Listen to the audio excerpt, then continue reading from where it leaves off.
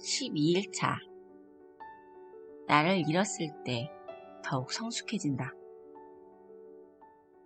이미 남을 위함으로써 내가 더욱 있게 되고, 이미 남에게 줌으로써 내가 더욱 많아진다. 노자 제81장. 살다 보면 자의가 아니라 타의에 의해서 움직이는 나를 만날 때가 있다. 그런 날은 삶 속에 내가 없는 기분, 중심이 아니라 주변부에 머무는 것처럼 느껴지곤 한다.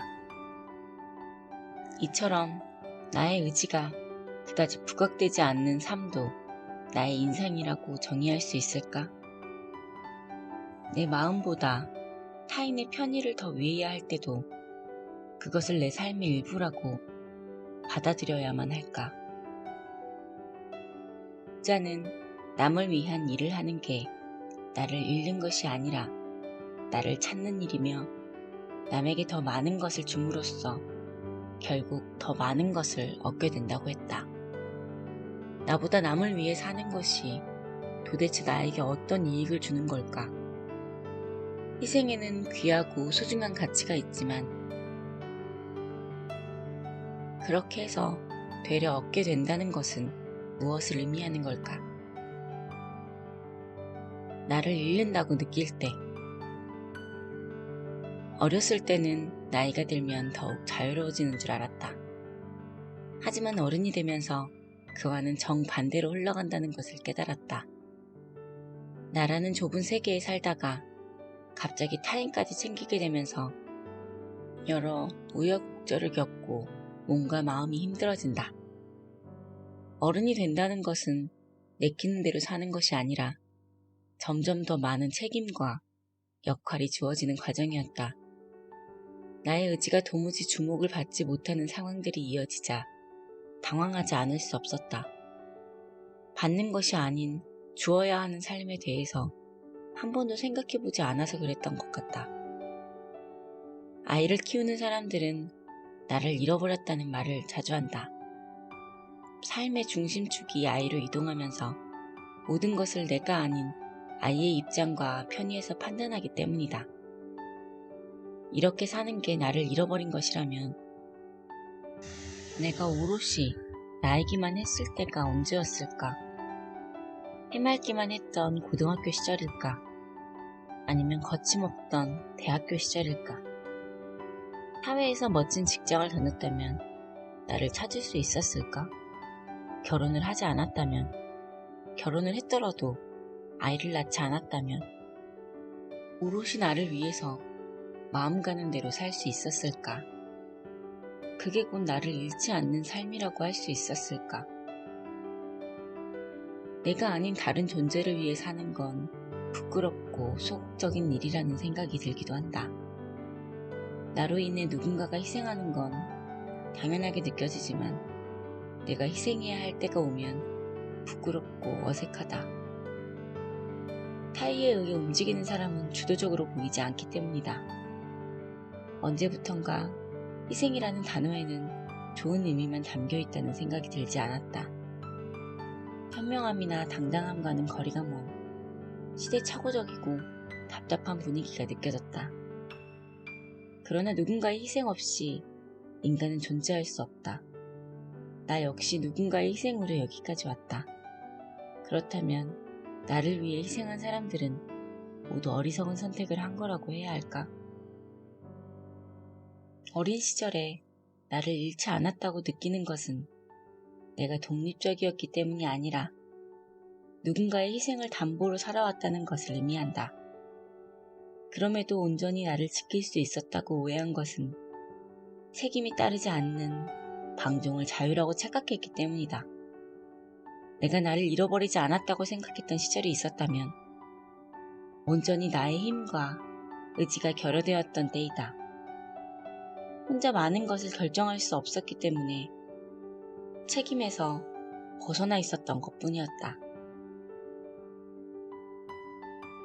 희생은 삶을 깊고 넓게 만들어준다.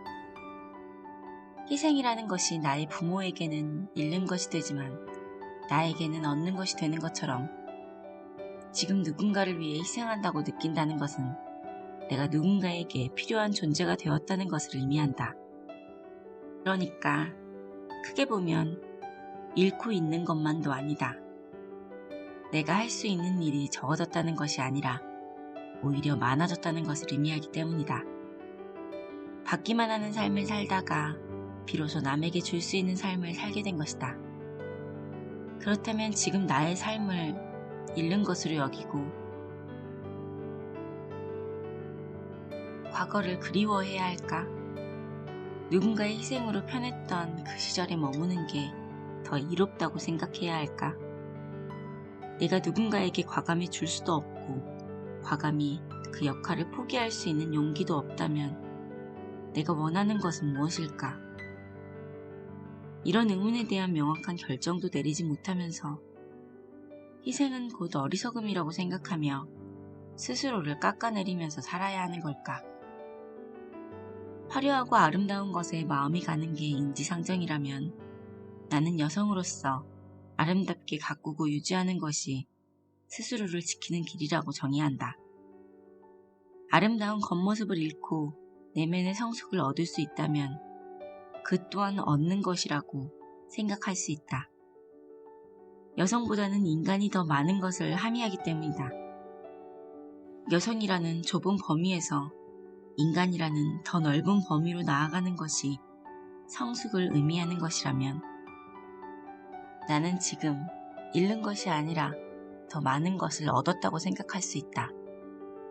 나보다 남을 위하는 삶은 나를 여성보다는 인간의 삶이라는 더 큰 영역으로 확장시켰다. 나는 누군가에게 줄 수 있는 것이 생기면서 나만 생각하고 내 것을 잃지 않으려고 전전긍긍했던 편협한 마음에서 조금이나마 벗어나게 되었다.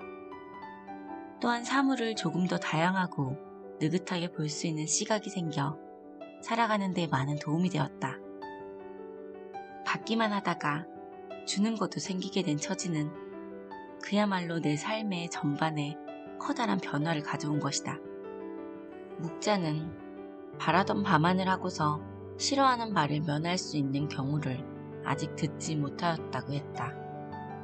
바라는 것은 언제나 싫어하는 것과 함께해야 한다는 것이다. 자기가 하고 싶은 것만 하고 싫어하는 말을 피하는 것은 애초에 불가능한 일이다. 싫어하는 것을 면할수록 바라는 것 역시 나에게서 멀어지기 때문이다. 주는 것을 잃는 것이라고만 생각하면 삶은 언제나 불만이 가득 찬 고통이 될 수밖에 없다. 남에게 도움을 주는 일은 타인뿐 아니라 결국 나를 이롭게 한다. 남을 돕는 것은 자기 것만 챙기는 것보다 어리석고 소극적인 태도가 아니다. 남에게 주는 것은 나를 잃는 것이 아니라 얻는 것이고 오히려 진정한 인간의 모습을 찾을 수 있게 도와준다. 나를 잃고 있다고 느껴질 때 나의 삶은 더욱 넓고 깊게 확장한다. 미숙에서 성숙으로 나아가는 길이 고통스럽게 느껴지는 것은 너무도 당연하다.